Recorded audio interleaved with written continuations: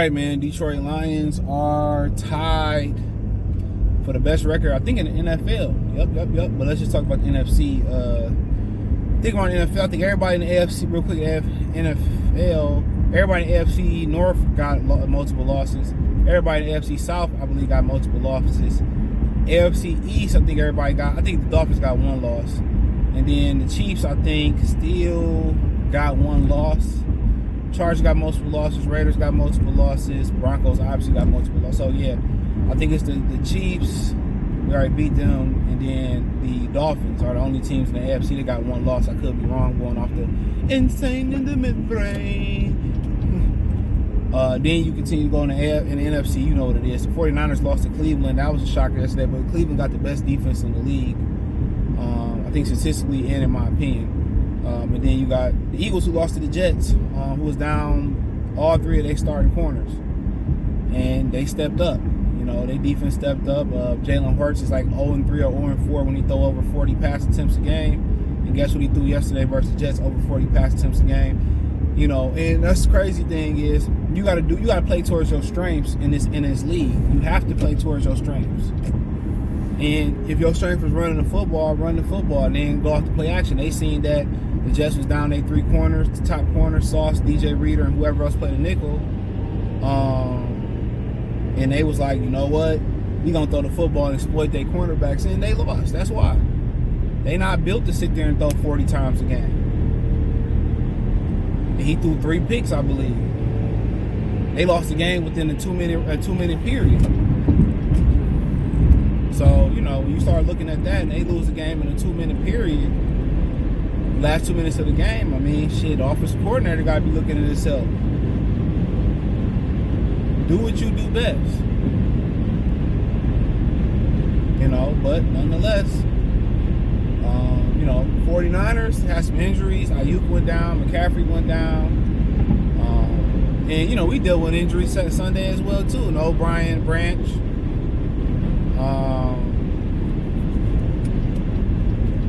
You know, obviously Gardner Johnson now probably to the playoffs probably for the season.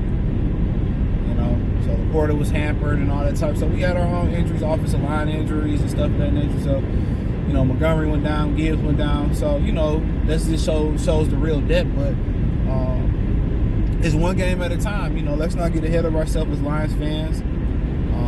You know, I think the NFL is starting to see the power of the Lions fan base. We knew we had the best fan base. I mean, Rob Sims said it around 5 to 6 years ago when he played here. You know, he said the Lions have a great fan base. It's just that we ain't got nothing to cheer about it. Now you seeing people traveling from Tampa to Detroit, from Detroit to Green Bay, and we taking over stadiums. You know what I'm saying? And, you know, give us something to cheer about. But I told y'all the second quarter was going to be critical. And this is the hardest game in the second quarter is going to be going to Baltimore. Luckily, you're in Baltimore in October, not November, December. Now, is Baltimore playing the best football they ever played before? No, but they dangerous. They beat us last time. They beat us the last couple of times at Ford Field that I can remember. Mobile quarterbacks give us problems. Lamar's a good quarterback. Their defense is young, but it's starting to come together. It's a tough out. Very tough football team. So it's not a gimme. We're probably going to be 3-point underdogs going on the road. But it's the hardest stretch of the second quarter. If they can make it through versus Baltimore, which I'm not sure they can, I don't know. You know, it's always tough going outside and going to somebody's place. And then you can make it through the Raiders, not to get ahead of ourselves. I mean, you swept the second quarter of the season. You should have swept the first quarter of the season. So now you start to determine, like, okay, where can we upgrade at right now? Get Pascal back pretty soon. You know, where can we upgrade?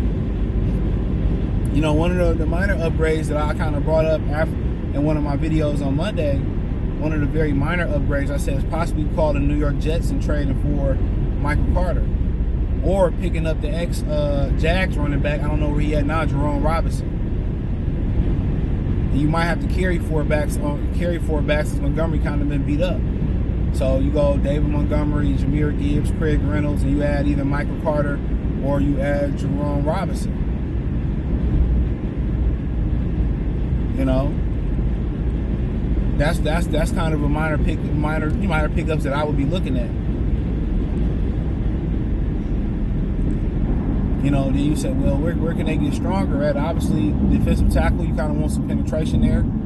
You see, Campbell was Kancey yesterday. He did a great job. He was in that odd man front, that 3-down front. He looked pretty good. A lot of people liked him.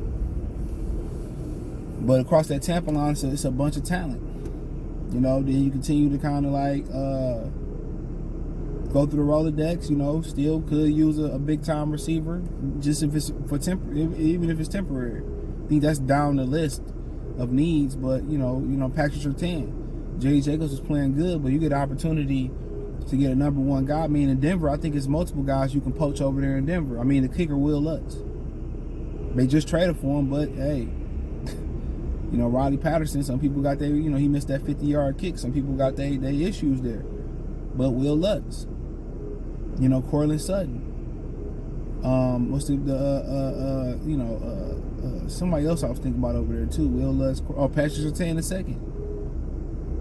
You go out and go over there and get a lockdown corner with Cam Sutton. I mean, shit, you ain't got to worry about nothing. So there are some things that can be done to put them over the top, man, and some minor things that assist them to going over the top. So you don't want to compromise too much of your draft, but you kind of can, because guess what? You got a bunch of money to spend next year. And now you're creating a culture that people want to come play in Detroit. It's a team-friendly culture. And it's funny how you see teams go from, defensive coaches to offensive coaches, or, we went from a dictatorship with Matt Patricia to a team-friendly, a players-friendly coach and Dan Campbell. But I think the toughest thing Dan Campbell did, the best thing Dan Campbell did on X's and O's wise, was make them a physical football team. He said, we're going to put a hat on the hat. We're going to run the ball down your throat. And that's what they did in New Orleans. That was the reason they won the Super Bowl in New Orleans. Truth be told, that's why they won the Super Bowl. When they lost to Chicago in the NFC Championship game one of them years, Sean Payton said, you know what, bro? We got to be able to play football. We got to be able to bring a brand of football that can translate from the dome to outside to the elements to sunny days to rainy days. And that's what they did. They bought a brand of football that can travel, that travels. And that's the same thing that Dan Campbell bought here. He said, you know what? We just not going to be a dome team.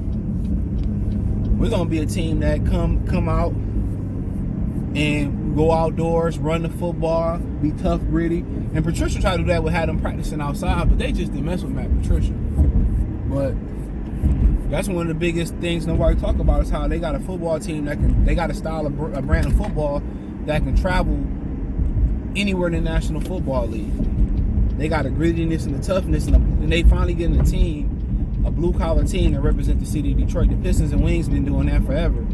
So the Lions finally joined the party. But hey, thumbs up the video, share the video, subscribe to the channel. Next subscribe button is the bell icon button. Hit all notifications, increase your chance to get notifications. We go live or drop a video.